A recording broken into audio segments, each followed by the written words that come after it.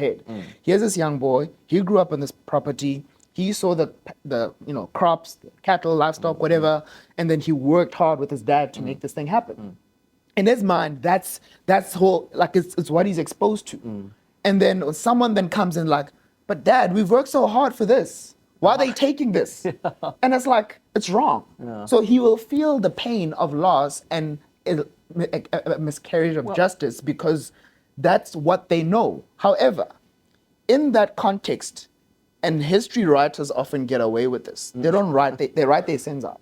History writers write their sins out. So the history of that land or that farm, I don't think a lot of it is documented in a way that this child, who is now an adult, who feels pain or betrayal, like your dad or anyone, any white person that feels like if someone wants to take my land that I worked hard for, they're doing something wrong and it's actually reverse apartheid. I understand that view because that's the context. They weren't there at the time where families, black families, were kicked, killed, thrown out. They didn't witness the pain of another human being. But and it wasn't shown. What I'm saying to you is that we are human beings and we know what pain and loss, we know what our dreams for our children are. We know what we want for our kids and for them to thrive.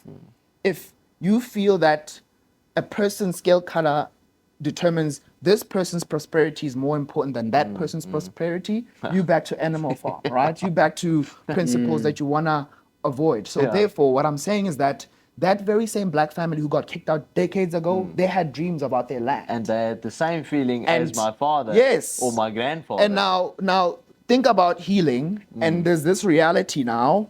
How does this healing happen when the story there has been handed down to kids to say, this land, your ancestors are buried there, but it's not owned by us. Someone took it, and it's a spiritual connection. Well, right? 100%. So it's a real issue. It's a big issue. But how would you say, obviously, we resolve for this? Because, listen, luckily we don't have so much of that farm ground anymore. But there's a lot of guys that do have that. Yeah. Can I tell you what thoughts on this? Yeah.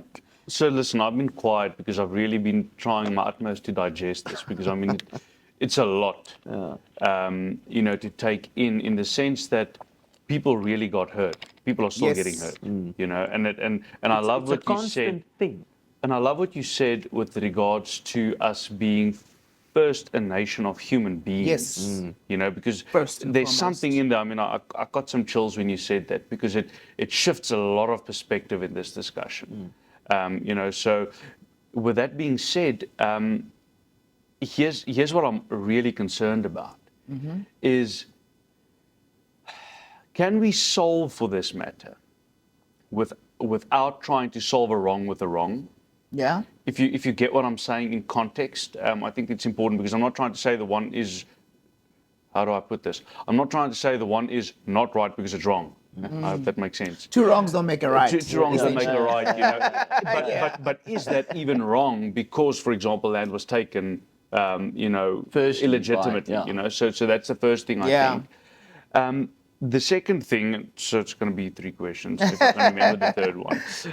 The second thing is that, and I'm definitely not historically versed, well enough, but I'm going to try and explain this the best way that I can. Yeah. But where do we draw the line then, in terms of then doing that? Yeah. Because, for example, I'm not sure which of the I don't actually want to use Africa here as an example, but let's maybe use the US. Does the US then need to go through the same exercise with the Indians, if you get what I'm saying? Yeah. Maybe if you look to South Africans, to Africa, some of the nations that actually migrated south, right, that weren't here originally either. Yeah. Same principle applies, So how far back do we then go with this sort of correcting, if that is actually the intent? And then the third thing is, sorry, I hope you got what I'm saying.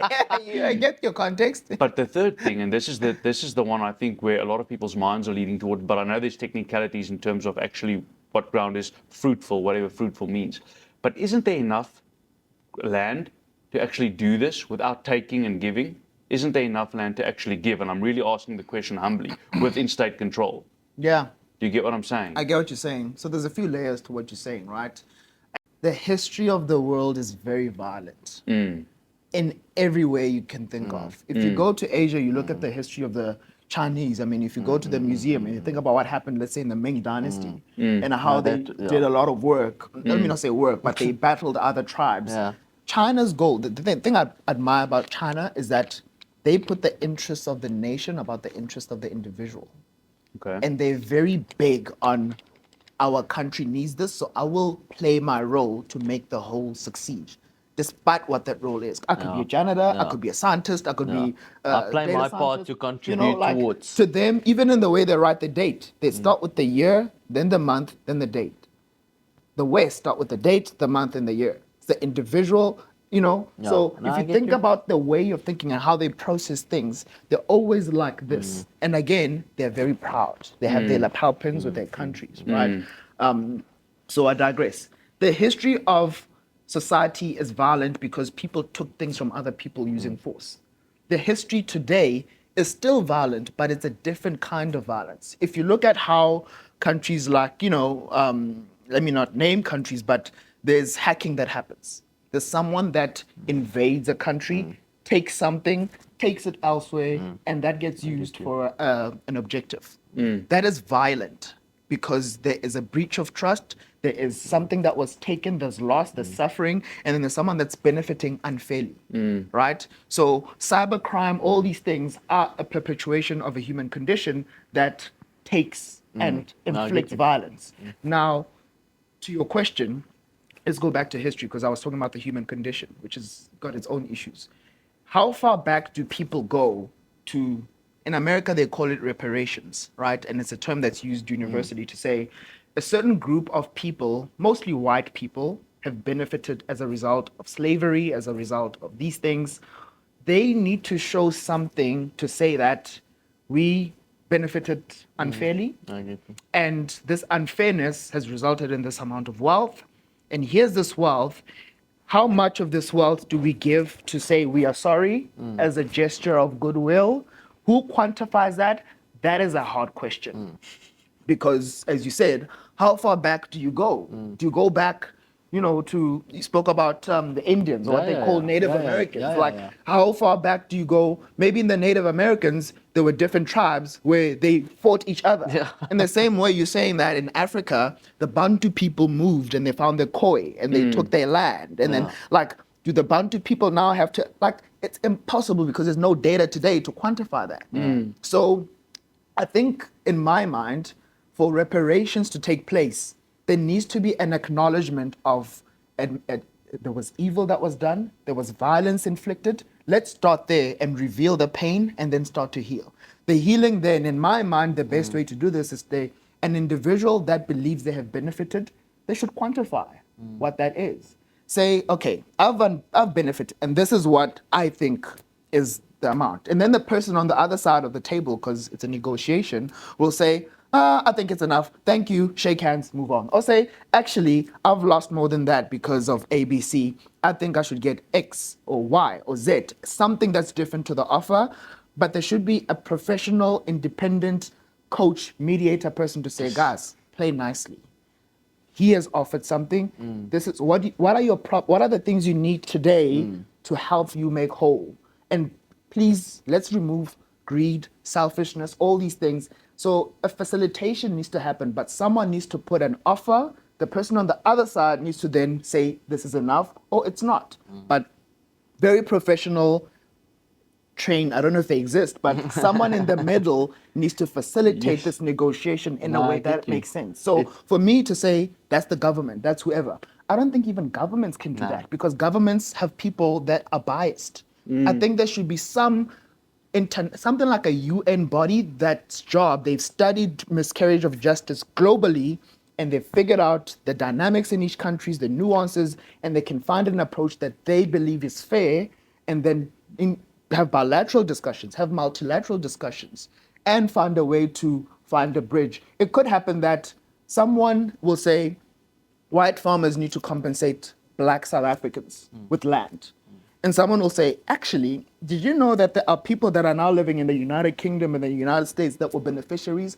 How about the UK contribute to that and make the negotiation bigger with an offer that has a South African white farmer a British beneficiary, an American beneficiary that benefited, and there is something that can be done, right? And a black South African will say, "Oh, great," and a Khoi will be like, "Well, I also lost some money and some land," and be like, "Okay, I got this, and I've got this to negotiate. What's good for you, Mr. Khoi Sandman?" And then they negotiate, you know. So I know I'm speaking very idealistically here, well, but there needs to be something that's put on the table, and it needs to be sincere. Back to the human thing I was saying. Like if I feel as a human being that snap, someone was hurt because of my ancestors, and this was wrong.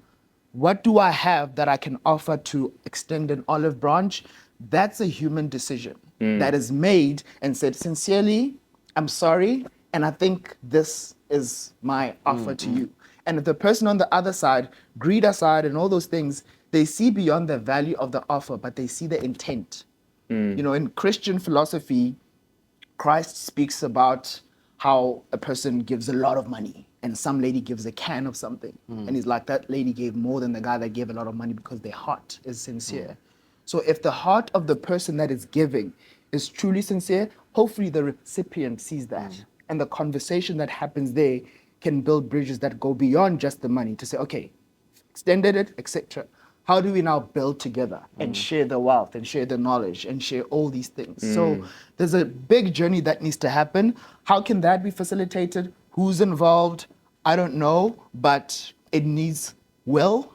I'll say political will because politics are there, but businesses can organize themselves, civil society can organize itself, churches, many bodies can play a role, but this is my best way of thinking about how something like that could be approached, Stefan.